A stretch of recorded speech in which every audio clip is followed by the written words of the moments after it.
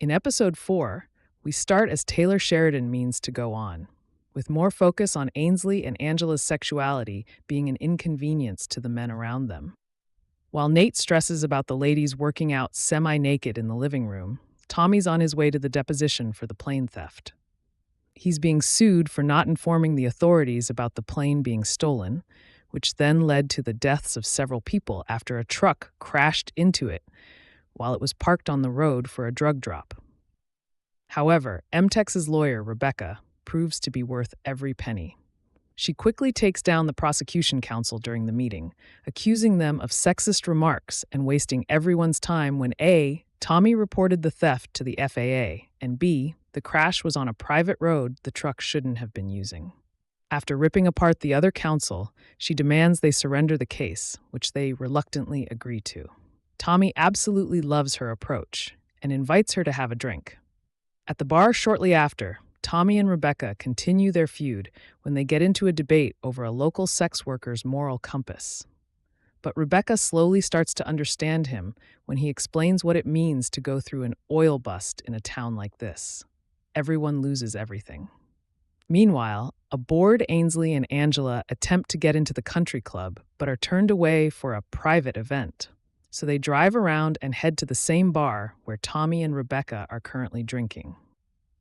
While Tommy is explaining Monty Miller's backstory to Rebecca, how he made his fortune after being raised in a trailer park, Angela spots them across the bar.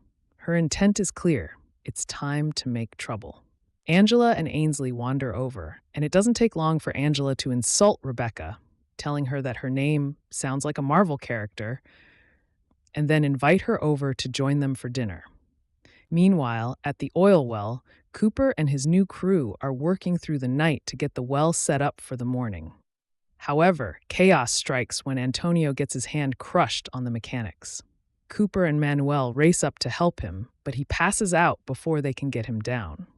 Cooper then hoists Antonio all the way down the well, and he's promptly rushed off to the hospital by Dale. The boys need to get the well finished by morning, so Cooper is sent up to feed the line in the pine in Antonio's place, a task he's not yet attempted.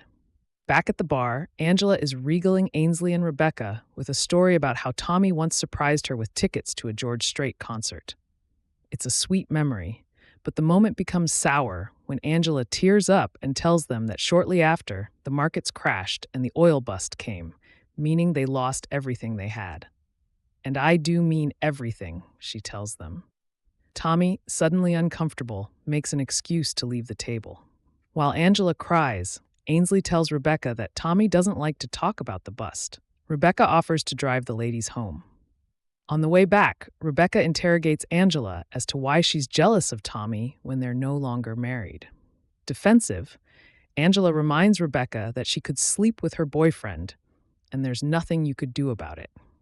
She also tells her that Tommy needs calamity in order to feel like a man, and that Rebecca isn't his type. When Tommy gets home, Nate is still up late, working on settlements for Luis's family to counter a lawsuit before it happens.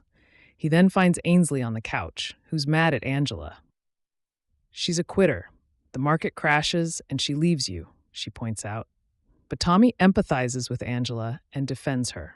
Even so, Ainsley promises Tommy that she'd never leave him, no matter what the market does. Speaking of Angela, he then goes into his bedroom to find her weeping in bed. She regrets ending their marriage, but Tommy reminds her that they had a terrible relationship. That may be the truth, but Angela still tells him that she's going to leave her current husband.